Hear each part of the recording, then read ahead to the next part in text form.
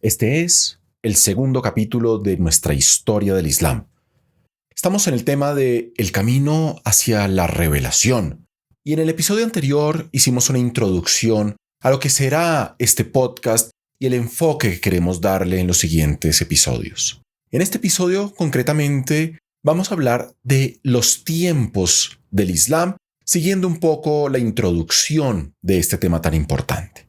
Primero hablaremos como tal de los tiempos del Islam. Segundo, haremos referencia a la transición hacia el Islam, para así poder tener una cronología general de cómo se llega a la era islámica. Empecemos con la primera parte. Según la doctrina islámica, el tiempo histórico en el que se inscribe el Islam sucede al tiempo cíclico de la profecía. Muhammad hace parte de este ciclo, llegando al final de otros profetas que no son muy conocidos en el cristianismo, enviados por Dios a la tierra, como es el caso de Adán, Abraham, Moisés y Jesús. Muhammad se presenta entonces como el sello de los profetas, según la Sura 33, en el verso 40, que cierra definitivamente la profecía y asegura la llegada del Islam al planeta Tierra. Otra representación del tiempo se superpone a esta anterior. Una es la manera como el Islam se inscribe en la tradición judeocristiana y busca ser su conclusión, su final, su sello, pero otra es un tiempo que pertenece al mundo árabe.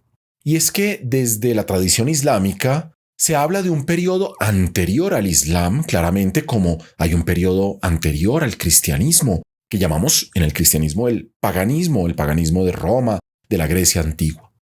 En el caso del Islam, ese periodo anterior es un momento en el que la humanidad vivía en la ignorancia. Es algo que en árabe se llama la Yahiliya, que podríamos traducir como el paganismo, o el momento en el que todavía no ha llegado esta revelación.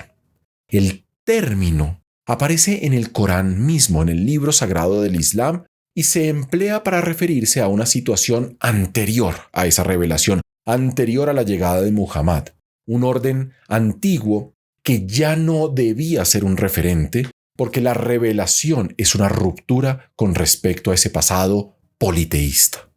Con ella comienza lo que los sabios musulmanes consideran como una edad dorada. Entonces hay un periodo de ignorancia y con el Islam llega una edad dorada de conocimiento obviamente de la revelación de Dios, que se puede separar en el caso del Islam en tres fases muy claramente representadas en su historia. La primera es la guía espiritual y política del profeta que se ejerce desde la ciudad de Medina, lo estaremos viendo después, hasta su muerte en el año 632. La segunda es la época de los 4 primeros califas llamados los bien guiados, ¿sí? O algo que en árabe se dice los califas al-Rashidun, los bien guiados. Son 4, Abu Bakr, Omar, Osman y el primo del profeta, el último, Ali, que sucedieron al profeta hasta el asesinato de este último, de Ali, en el año 661. Y después está el tercer periodo, se llama el periodo de los Salaf. Salaf en árabe es los ancestros. De ahí una doctrina de la que hablaremos después, el salafismo. Es una especie de Islam político contemporáneo.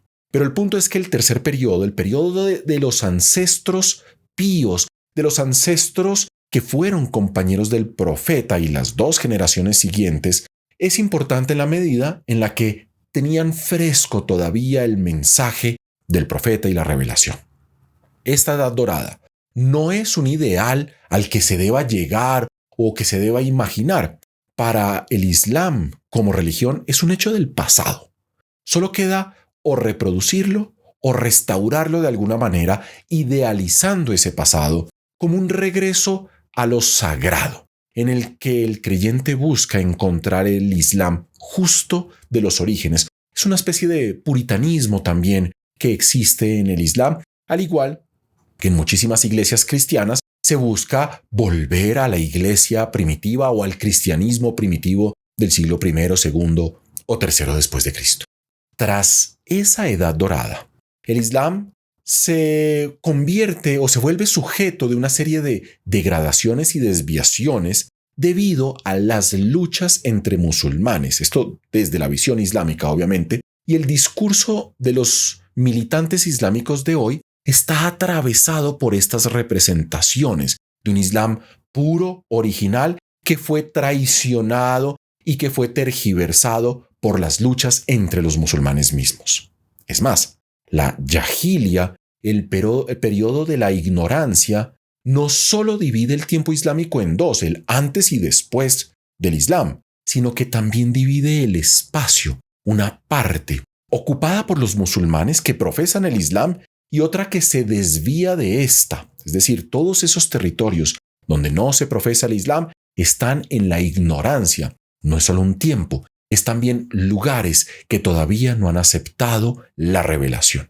Esto incluye territorios donde se profesen diversos tipos de islamismo, ¿sí? Aunque esos otros musulmanes también se hagan llamar musulmanes como tal, se les acusa de estar en la yahilia, en la ignorancia, como si no hubiesen recibido la revelación.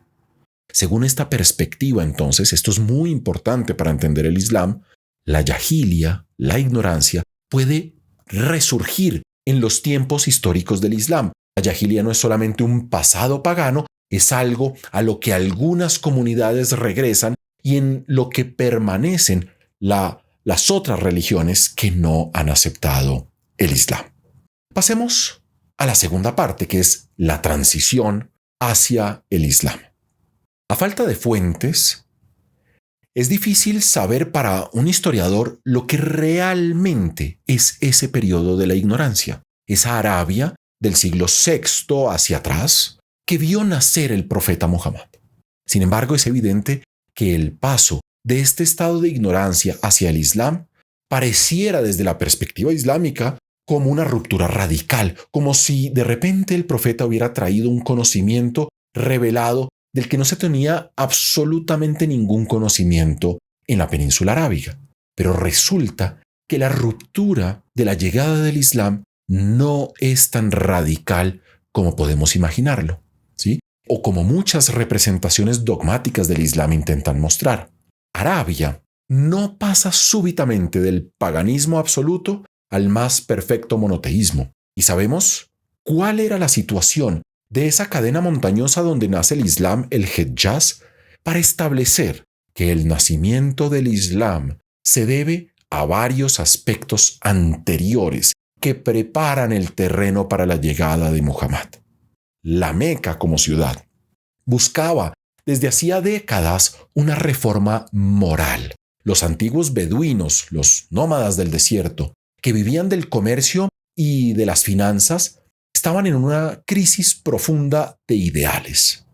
El triunfo de una sociedad mercantil presa de los intereses del dinero había desarrollado una especie de individualismo que estaba acabando con algo que era importantísimo para los árabes, la solidaridad de la tribu. Algunos habían olvidado las virtudes centrales de todo árabe que exigía el honor de la sociedad beduina. Por ejemplo, la generosidad, la valentía, la paciencia, la perseverancia. Esta sociedad seguía siendo profundamente tribal, pero por diversas razones del siglo VI y del siglo VII estaba en una crisis profunda. Además de esto, la antigua religión de los árabes había recibido numerosas influencias y estaba en pleno proceso de cambio ella misma.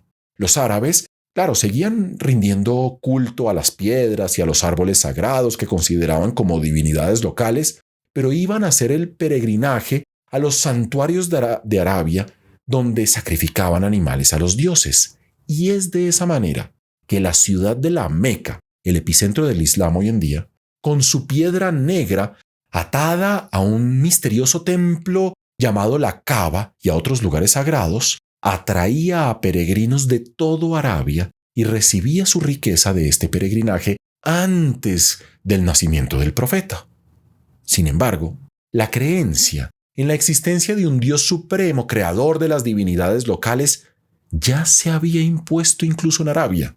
El cristianismo y el judaísmo ya habían entrado a la región y varias tribus se habían convertido a alguna de estas religiones. Una serie de individuos que los árabes llamaban los iluminados predicaban nuevas ideas religiosas de una fuerte tendencia monoteísta. En árabe se les llamaba los Hanif, los iluminados, los primeros serios promotores del monoteísmo en la península arábiga. Este término, que se formaba sobre una antigua raíz semítica, parece haber significado al principio una serie de herejías que se distanciaban de los monoteísmos dominantes entonces, que eran el cristianismo y el judaísmo. Sabemos que algunos escritos bíblicos ya se leían en Arabia y la figura de Abraham era conocida por los árabes. Los árabes asociaban a Abraham con el templo de la Kaaba en la ciudad de la Meca.